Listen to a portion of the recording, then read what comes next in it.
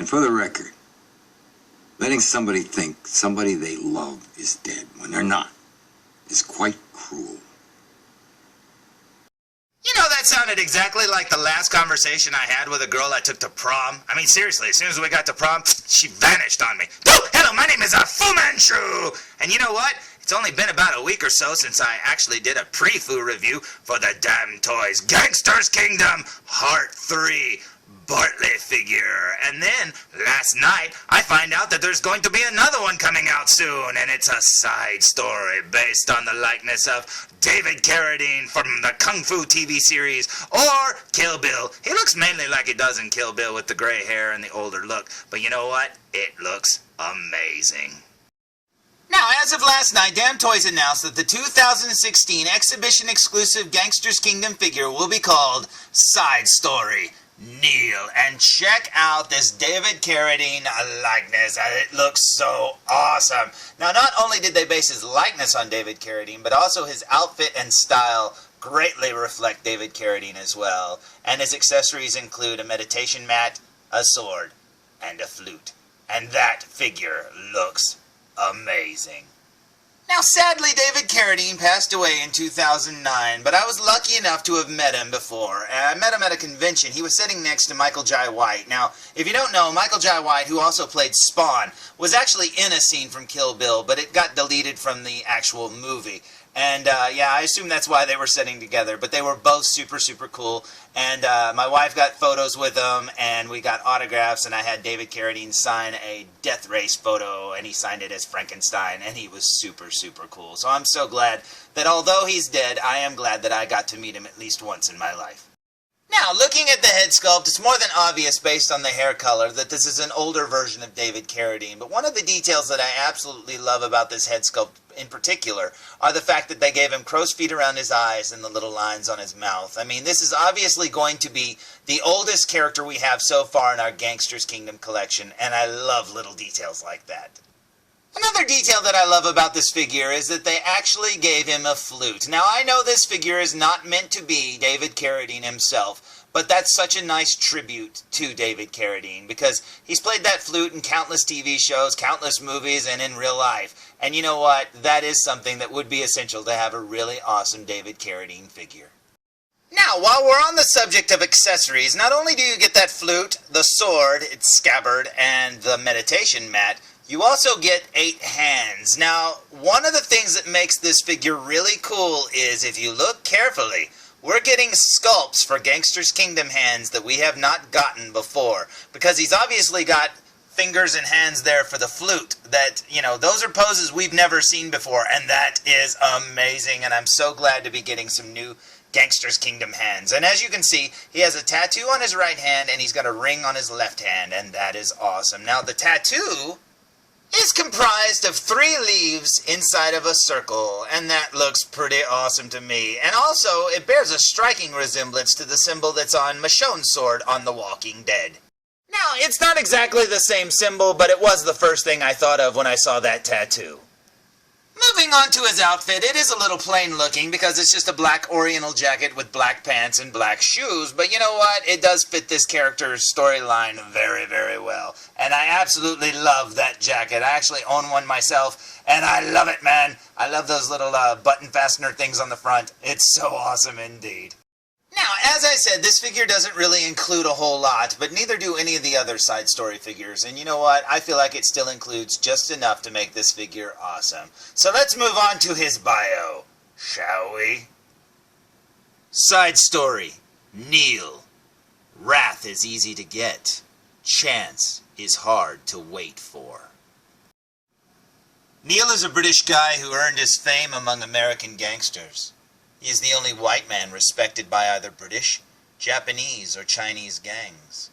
His grandfather was a lieutenant in an early British gang in America. His father was sent to China for family business in the 50s and took young Neil to Guangdong, where Neil spent his childhood. For safety concerns, Neil's father hired many local masters of martial arts as bodyguards. That was when Neil started to fascinate about mysterious Chinese Kung Fu. Not only did he learn several sets of Kung Fu from the family bodyguards, He also made friends with Hong Wu, who has become the boss of the Triad nowadays. In the 60s, to avoid the political turmoil, Neil's father took Neil, along with the family business, to Japan. During their several years in Japan, Neil saved a teenager who was being hunted by a rival gang, who turned out to be the oldest son of the boss of a Japanese gang, Kojiro. Showing his gratitude, Kojiro's father taught Neil their family heirloom, Kenjutsu. Neil returned to the U.S. in the 80s. He earned his places in the gang through his exceptional martial arts in Kenjutsu, and soon was selected to be the successor. However, just when he had reached his top, his uncle usurped the power, killing Neil's grandfather and other veterans. Neil's father was abducted and went AWOL. Neil had to appeal to his friends Hong Wu and Kojiro. With the help from both gangs, Neil executed his uncle and became the leader of this generation. To show his appreciation and honor their friendship, Neil had a tattoo on his hand, which was a symbol of 3 leaves linked together. Time went into the new millennium. That was when Neil started to fade off from the gang and live in solitude, but he still had his great prestige among Japanese and Chinese gangs, helping them to coordinate. Olgier was sent to be an apprentice of Neil by his gang when he was quite young, but he was not as addicted to kung fu and kenjutsu like the Five of Diamonds was. Olgier was more of a free combat guy. That did not discourage Neil from teaching him and culturing him to be his successor. One night on the mountain on the Wild West in a heavily guarded villa, Olgier appeared in a Japanese-style room. "Master, I want revenge." Olgier kneeled down in front of Neil.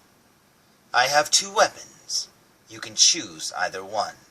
Neil spread out his hand. Olgier was confused by the 2 choices before him. One was a katana. The other one was a big flute. "Hard to choose? Both kills," Neil smiled. Olgier did not hesitate to pick up the katana. He nodded to his master. Neil was still smiling. He took the flute and played a little. "You think this can't kill, don't you?" Olgier stared at his master. "This one fits me better." Neil pointed the flute at Olgier and said, "If you can cut this flute, then the katana fits you better." The second Olgier had a cold gaze and tried to pull out the katana. The end of the flute poked at his joint, made him numb and slow. The next, tassels on the other end whipped on Olgier's hand, which almost caused him to drop the katana. Subconsciously, Olgier dodged and tried to pull again. Once again he was poked by the flute. Several acupoints on his arm was punctured by the flute, like a flashlight. Olgier's attempts were dissolved, and he never had the chance to pull out the katana. "Your wits are hidden, just like this katana wrapped around by its scabbard." Neil was still smiling. Awakened by the master's tip, Olgier learned something. He stopped trying to pull, but attacked directly with the scabbard. Neil's flute fought with the scabbard for a few rounds, but it was hard to get close to Olgier's arm again. Fighting off an attack from the master, Olgier finally pulled out the katana along its flow. With a clear ringing tone, half a flute fell to the ground. Neil had the other half flute in his hand. "Do not let vengeance cloud your reasons. You need a chance." Olgier retracted the katana. He stood up and bowed to his master with respects. "I spent a whole month making this flute. What a waste." Neil tossed what's left out. That half of the flute was deeply stung into the wood pillar outside. Hey! Hey, not bad, idiot. You actually read a few of the words right this time. Anyway, I hope you've enjoyed this pre-food review for the upcoming DamToys 2016 exhibition exclusive Gangsters Kingdom side story. Neil, jeez, remind me to take a deep breath next time I say something like that. But anyways, I hope you like this preview. I think this figure looks amazing. I think this is one of the ones that kind of stands out as a unique figure. It almost looks like it could be a subline for, like, you know, martial arts figures or something done in the Gangsters Kingdom style. Because he doesn't look like a gangster or a mobster or anything like that. He just looks like a martial artist. But I think it looks awesome and I can't wait to get it. So, until next time, tune in for more Foo Reviews! Come on, felzbug, come on. Hey, Pebble, as quickly as you can, snatch this grasshopper from my hand. Wait a second. I think I said that wrong. Come on, let's go.